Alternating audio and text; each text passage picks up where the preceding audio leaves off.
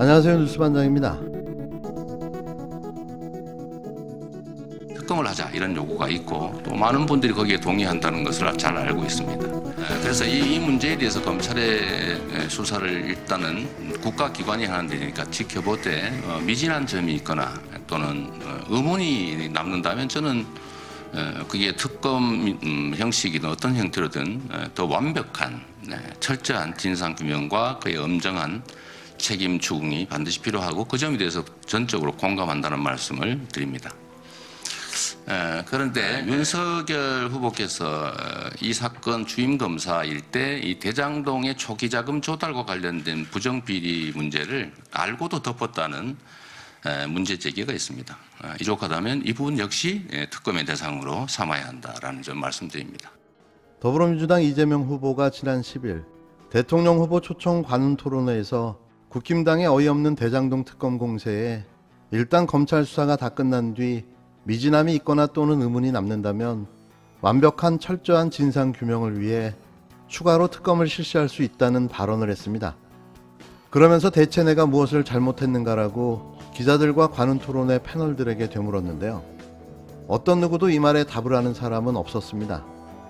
자신들도 생떼를 쓰고 있다는 걸 너무나도 잘 알고 있기 때문이죠. 이재명 후보의 특검에 대한 조건부 수용 입장을 보면서 이재명 후보가 아주 궁지에 물렸다는 그런 생각이 듭니다. 젊은 사람들 용어로 이거를 가불기라고 합니다. 가드가 불가능한 기술. 특검을 즉각 수용하지 않으면 특검을 거부하는 자가 범인이라는 국민의 확신에 따라 선거를 질 것이고, 그렇게 선거를 지면 새로 탄생한 정부에서 어차피 엄정한 수사를 받을 테니 조건부 수용이라는 애매한 입장을 통해서 시간 벌기에 나선 것으로 보입니다. 이재명 후보가 이러한 입장을 밝히기까지 정말 우리 원내 지도부의 지도하에 우리 의원님들 천막투쟁도 하시고 정말 수고 많으셨습니다. 그리고 전국 각지에서 1인 시위로 투쟁해 주신 당원 여러분, 그리고 여론을 함께 모아주신 국민 여러분께 진심으로 감사드리며, 국민은 초대형 부동산 사건의 수사 대상인 이재명 후보가 앞으로 이런저런 조건을 내세우는 것을 좋게 바라보지 않을 것입니다. 특검은 그렇기 때문에 즉각적으로 구성되어야 하고, 특별검사의 실질적인 임명권도 여당이 가지면 안 됩니다. 야당이 갖거나 아니면 국민이 신뢰할 수 있는 그런 단체에 이관하는 것이 옳을 것입니다. 과거 국정농단 특검 당시 특별검사의 임명권을 당시 야당에서 행사했던 사례를 철저하게 준용해야 합니다. 저는 원내 지도부가 이재명 후보의 궁여지책 특검 수용 의사에 대해서 일체의 꼼수로 허용하지 말고 야당의 권리를 그리고 국민의 권리를 주장할 것을 주문하겠습니다. 이쯤 되면 과대망상과 허언증의 결정판이라고 봐도 무방할 듯합니다. 꿈보다 해몽이라고 했던가요? 이준석 국힘당 대표가 이재명 더불어민주당 대선 후보의 조건부 대장부 특검 수용 발언에 이 후보가 아주 궁지에 몰렸다. 젊은 사람들 용어로 가불기, 가드가 불가능한 기술이라고 황당한 주장을 하고 나섰는데요. 전 국민이 같이 보고 들은 토론의 내용을 왜 자기 멋대로 해석하고 재단질하며 마치 이게 특검을 수용했다는 식의 망상을 하고 있는 걸까요? 정말 급해지긴 급해진 모양입니다. 그것도 그럴 것이 파면 팔수록 윤석열 후보와 관련된 각종 범죄 비리만 쏟아지고 또 윤 후보가 나서면 나설수록 그의 무지함과 무식함만 드러내 보일 뿐인데요. 오죽하면 한글 철자법도 문장에 사용되는 단어와 형용사구까지 매번 틀리겠습니까? 구수의 신하가 괜히 구수의 신하가 아닌 거죠. 이 대표는 11일 오전 국회에서 열린 당 최고위원회에서 특검을 즉각 수용하지 않으면 특검을 거부하는 자가 범인이라는 국민의 확신에 따라 선거에 질 것이고, 그렇게 선거에 지면 새로 탄생한 정부에서 어차피 엄정한 수사를 받을 테니 조건부 수용이라는 애매한 입장을 통해서 시간 벌기에 나선 것이라고 지적했습니다. 이 후보는 전날 관훈 토론회에서 검찰 수사가 미진하다면 특검을 받을 수 있다고 밝혔는데요.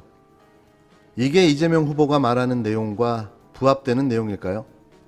이게 특검 수용입니까? 아니, 서당계 3년이면 풍어를 읊는다더니 도둑놈들 옆에서 약관의 30세의 나이에 프로페셔널한 도둑이 되어버리고 말았는데요. 뭐 어쩌겠습니까?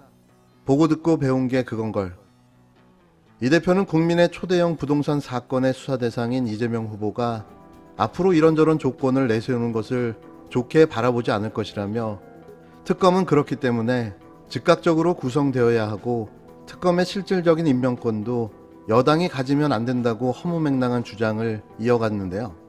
또 그는 야당이 갖거나 국민이 신뢰할 수 있는 그런 단체가 하는 것이 옳다며 과거 국정농단 특검 당시 특검의 임명권을 당시 야당에서 행사했던 사례를 철저히 준용해야 한다고 목소리를 높였습니다. 이 대표는 원내 지도부가 이재명 후보의 공여지책 특검 수용 의사에 대해 일체의 꼼수를 허용하지 않고 야당의 권리와 국민의 권리를 주장할 것을 주문하겠다고 하나만 한 소리를 해댔는데요. 심각합니다. 이준석이 정신을 못 차리고 있습니다. 준스톤의 자체 발광이 시작됐는데요. 그렇다고 국민을 속일 수는 없을 겁니다. 같은 날 오전 11시 기준 국힘당 홈페이지의 발언대 게시판에는 이 대표를 소환하자는 내용의 글이 약 200개가 올라왔습니다. 이들은 다음 달 10일 이후 이 대표를 소환해 대표직을 박탈시키자. 어제 책임당원 첫 당비가 빠져나갔다. 이 대표 소환에 한 표를 행사할 수 있어 기쁘다. 자기 당 대선 후보를 왜 저격하는지 도무지 이해가 안 간다는 등의 글을 적었는데요. 국힘당 당원 당규에 따르면 당원은 윤리강령을 위반하거나 당의 존립을 위태롭게 하는 해당 행위를 한 당대표 및 선출직 최고위원을 대상으로 소환을 요구할 수 있습니다. 당원 소환 청구는 전체 책임당원 100분의 20 이상, 각 시도당별 책임당원 100분의 10 이상의 서명을 받아야 하는데요. 이 요건이 충족해 당원 소환이 발의되면 당무감사위원회의 의결을 통해 당원 소환 투표가 실시됩니다.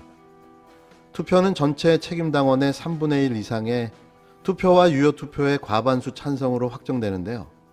다만 피소환인의 임기 개시일부터 6개월이 지나지 않았을 때 혹은 피소환인의 임기 만료일부터 6개월 미만일 때 피소환인에 대한 당원 소환 투표를 실시한 날로부터 6개월 이내일 때는 당원 소환 청구가 제한됩니다. 이 대표의 경우 6월 11일 선출됐기 때문에 12월 10일까지는 당원 소환을 청구할 수 없는데요.